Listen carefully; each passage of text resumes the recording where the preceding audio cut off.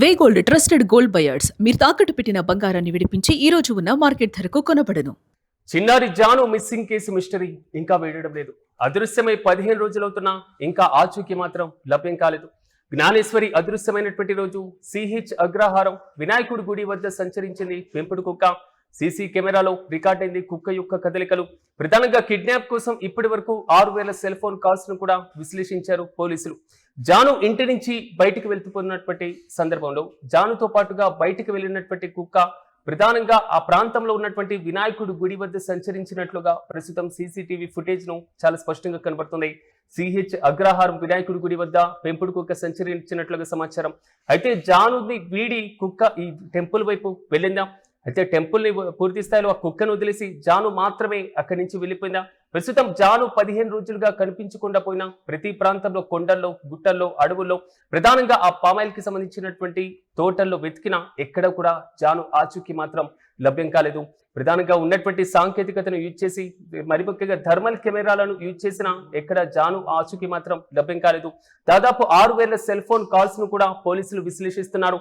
ప్రధానంగా ప్రస్తుతం కిడ్నాప్ కోణంలో ఈ కేసును దర్యాప్తు చేస్తున్నారు పోలీసులు. ఇక ఇదే అంశంపై మరింత సమాచారం మా ప్రతినిధి సైరామ్ అందిస్తారు. సైరామ్, చెప్పండి, ఆ రోజు కుక్క సీసీ కెమెరాలో ప్రధానంగా రికార్డ్ అయినటువంటి కదలికలను ఒకసారి గమనిస్తే వినాయకుడి గుడి సమీపంలో ఉన్నట్లుగా తెలుస్తుంది. కానీ జాను పరిస్థితి ఏంటి? ఇంకా 15 రోజులైనా ఆచూకీ మాత్రం లభ్యం కాలేదు. డీటెయిల్స్ ఏంటి? కాకినాడ జిల్లా తుని మండలం సిహెచ్ అగ్రహారంలో 2 ఏళ్ల చిన్నారి జ్ఞానేశ్వరి కనిపించకుండా పోయి నేటికి దాదాపుగా 15 రోజులు పూర్తవుతున్నప్పటికీ కూడా ఆమె ఆచూకీ లభించకపోవడంతో తెలుగు రాష్ట్రంలో తీవ్ర ఆందోళన కలిగిస్తుంది. ఈ నెల 6వ తేదీన ఇంటి నుండి బయటకు ఆడుకుంటూ ఉన్న జ్ఞానేశ్వరి తన పెంపుడు కుక్కతో కలిసి ఒక్కసారి కనిపించకుండా పోయింది. మొదటి రోజు నుంచి కూడా పోలీసులు, ప్రత్యేక బృందాలు, అటు గ్రామస్తులు, స్వచ్ఛంద సంస్థలు అంతా కలిసి పెద్ద ఎత్తున గాలింపు చర్యలు చేపట్టినప్పటికీ గ్రామ పరిసర ప్రాంతాలు, అటు అడవి ప్రాంతాలు, కొండలు, చెరువులు, కాలువలు, అటు పొదలు అనువనువు కూడా వెల్లడి పెట్టారు. కానీ డ్రోన్లు ట్రాకింగ్ బృందాలు, ప్రత్యేక సునకాల సహాయంతో అయితే కూడా గాలింపు చర్యలు అయితే నిర్వహించారు. అయినప్పటికీ చిన్నారి జాడ మాత్రం ఎక్కడా లభించలేదు. అయితే ఈ కేసులో అత్యంత ఆసక్తికరంగా మారిన అంశం పెంపుడు కుక్క. చిన్నారితో పాటు కనిపించకుండా పోయిన పెంపుడు కుక్క అదే రోజు మధ్యాహ్నం గ్రామంలోని వినాయకుడు ఆలయం వద్ద సీసీ కెమెరాలు అయితే కనిపిస్తుంది. మధ్యాహ్నం 1:02 సమయంలో అది ఆందోళనగా అటు ఇటు కూడా తిరుగుతున్నట్టుగా అయితే అందులో రికార్డ్ అయితే జరిగింది. అయితే ఆ తర్వాత ఇటు వెళ్ళిందో తెలియలేదు ప్రస్తుతానికి. కానీ 3 రోజుల తర్వాత అదే కుక్క తిరిగి ఇంటికి చేరుకుంది.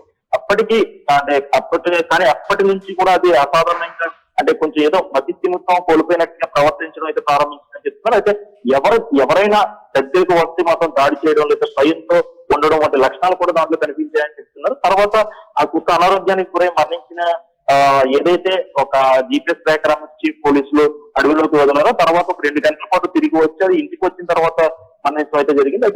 అయితే దానికి సంబంధించి ఏదైతే పోస్ట్ మార్టం అయితే పంపించారో పోస్ట్ మార్టం నివేదిక రాకపోవడం ఇంకా కొత్త అనుమానాలను దావతీస్తుందని చెప్పొచ్చు. ఎందుకంటే ఆ పోస్ట్ మార్టం వస్తే గానీ అసలు దాని మరణానికి గల కారణం ఏంటి, లేదా ఎవరైనా హాని చేస్తారా, లేదా ఏ కోణంలో అది మరణించిందనే విషయాలు అయితే వెలుగులోకి వచ్చే అవకాశం ఉంది. ఇక మరోవైపు చూసుకుంటే కేసు దర్యాప్తు కొత్త మలుపు తిరిగిందని చెప్పొచ్చు. ఇప్పటి వరకు కూడా సీసీ ఫుటేజ్ లో సెల్ ఫోన్ డేటా ఆధారంగా విచారణ సాగించిన పోలీసులు అంటే కుక్కతో పాటే జాను కూడా ఒకేసారి బయటికి వెళ్ళింది అనడానికి తాజాగా కనబడుతున్నటువంటి విజువల్స్ మాత్రం కొంతవరకు డిఫరెంట్ గా కనబడుతున్నాయి. అక్కడ జాను కనిపించడం లేదు, కేవలం కుక్క మాత్రమే వినాయకుడి గుడి దగ్గర కనిపిస్తుంది. దీంతో పాటుగా కుక్క యొక్క పోస్ట్ మార్టం రిపోర్ట్ ఎప్పటి వరకు వచ్చేటువంటి ఛాన్సెస్ కనబడుతున్నాయి.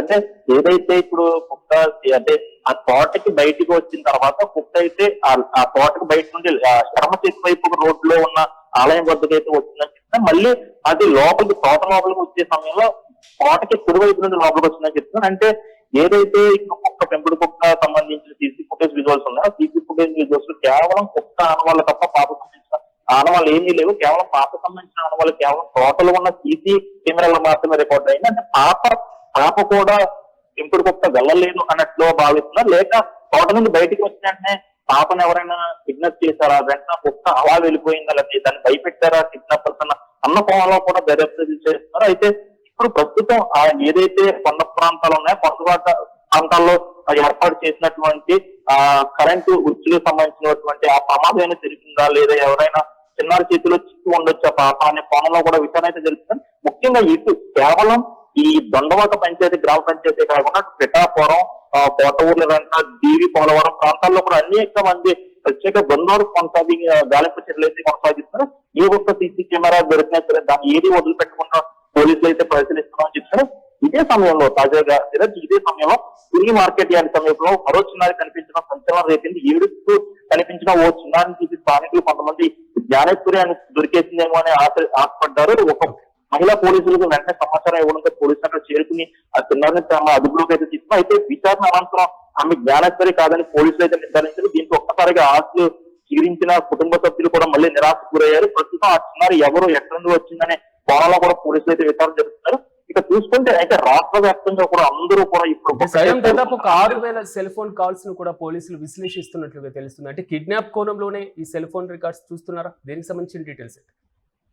రాజు, ఎందుకంటే మొదట అందరూ కూడా ఏదైతే పాప అడవిలోకి వెళ్ళిపోయిందని భావించారు, ఏదైనా క్రూరమోగం దాడి చేసి ఉండొచ్చు, లేకపోతే ఏదైనా ప్రమాదం సంభవించిందన్న కోణంలో విచారించారు. కానీ ఇప్పుడు ఏదైతే పెంపుడు కుక్క బయట, అంటే ఊరికి బయట, తోటకి బయట, పామాయిల తోటకి బయట జనసంద్రానం ఉండే చోట కుక్క పెంపుడు కుక్క సీసీ కెమెరా రికార్డ్ అయింది. ఇక్కడి నుండి కూడా అంటే కేవలం ఇది ఏ క్రూర మృగం కానీ ఏదైనా కొండ చెల్లి ప్రమాదం జరగలేదు. ఎవరు నిజంగా ఖచ్చితంగా అంటే అక్కడ అది అటవీ ప్రాంతం కాబట్టి చాలా మంది కూలి పని ఎందుకు ఎక్కడెక్కడ నుండో సంచార జాతులు వాళ్ళు వెళ్ళి వస్తూ ఉంటారంట. ఆ కోణంలో ఎవరైనా పాపను ఎత్తుకెళ్ళిపోయారన్న కోణంలో ఇప్పుడు ఆ చుట్టుపక్కల ఉన్నట్టు అదే రోజు 6వ తారీఖున జూన్ 6వ తారీఖున ఏదైతే పాప కిడ్నాప్ అయినా ఆ రోజున సంబంధించి ఆ చుట్టుపక్కల ఉన్న సెల్ టవర్ ఆనుకుని ఉన్న సెల్ మొబైల్స్ అంటే సుమారుగా ఒక 6,000 మొబైల్ వరకు కూడా నెంబర్లు అయితే ట్రేస్ చేసి కాల్ రికార్డ్స్ ఇవన్నీ కాల్ డేటాను అంతా కూడా పోలీసు అయితే సేకరిస్తామని చెప్తారు. ఇప్పుడు ప్రస్తుతం అయితే ఇప్పుడున్న పరిస్థితులు బట్టి అంటే ముఖ్యంగా సీసీ ఫుటేజ్ ఆధారంగా చూసుకుంటే ఖచ్చితంగా పాపను ఎవరో కిడ్నాప్ చేశారు అన్న కోణమే ప్రస్తుతం అయితే హాట్ టాపిక్ గా మారింది. తిరగదు ముఖ్యంగా మనకి ప్రస్తుతం అయితే సుమారుగా ఒక 5 రోజుల పైన గడుస్తుంది. కుక్క ఏదైతే పెంపుడు కుక్క ఉందో పోస్ట్ మార్టం పంపించి ఆ నివేదిక అయితే ఇప్పటికే రావాల్సి ఉంది, ఇంకా రాలేదు. ఈ రోజు రేపళ్ళు ఏమన్నా ఆ పోస్ట్ మార్టం రిపోర్ట్ వస్తే ఖచ్చితంగా కుక్క ఎందుకు చనిపోయింది అనేది ఒక ఆధారం అయితే లభిస్తుంది. ఖచ్చితంగా పాప కేసుకు సంబంధించి ఛేదించేందుకు ఒక కీలక ఆధారం కూడా లభించే అవకాశం ఉంది. దాదాపు 15 రోజులవుతున్నా ఇంకా జ్ఞానేశ్వరి మిస్సింగ్ కేసు మిస్టరీ మాత్రం వేడడం లేదు. సో కొండల్లో గుట్టల్లో ఇంకా వెతుకుతున్నటువంటి ధోరణిలోనే కనబడుతున్నారు. ప్రధానంగా జ్ఞానేశ్వరి అదృశ్యమైనటువంటి రోజు సిహెచ్ అగ్రహారంలో ఉన్నటువంటి వినాయకుడి గుడి వద్ద పెంపుడు కుక్క సంచరించినట్లుగా సీసీ కెమెరాలో రికార్డ్ అయింది. అయితే కుక్క యొక్క కదలికలను గమనిస్తే కుక్క ఒక్కటి మాత్రమే గుడి పరిసర ప్రాంతాల్లో సంచరించినట్లుగా తెలుస్తుంది. అయితే జానుతో పాటు కుక్క వెళ్ళలేదా అనేటువంటి కోణంలో కూడా దర్యాప్తును ముమ్మరం చేశారు పోలీసులు. మరోవైపు కుక్క ఇంటికి వచ్చిన తర్వాత కుక్క యొక్క ప్రవర్తన, తర్వాత కుక్క చనిపోయినటువంటి తీరు, తాజాగా పోస్ట్ మార్టం రిపోర్ట్ కోసం వెయిట్ చేస్తున్నటువంటి ధోరణి, మొత్తం మీద కిడ్నాప్ కోణంలో మాత్రం పోలీసులు 6,000 సెల్ ఫోన్ కాల్స్ ను కూడా విశ్లేషిస్తున్నారు. అయితే పోస్ట్ మార్టం రిపోర్ట్ వచ్చిన తర్వాత దీనిపైన మరింతగా ముమ్మరంగా దర్యాప్తు చేసేటువంటి అవకాశాలు కనబడుతున్నాయి. 15 రోజులు ఇప్పటికే గడిచిపోయింది. జ్ఞానేశ్వరి ఆచూకీ మాత్రం లభ్యం కాలేదు. ఆ ప్రాంతంలో ఉన్నటువంటి ప్రతి సీసీటీవీ ఫుటేజ్ ను, ప్రతి సెల్ ఫోన్ కాల్ ను కూడా పోలీసులు విశ్లేషించేటువంటి ప్రయత్నం చేస్తున్నారు. తెలుగు రాష్ట్రాల్లోని జ్ఞానేశ్వరి మిస్సింగ్ కేసు మాత్రం ఒక మిస్టరీగానే మిగిలిపోతుంది.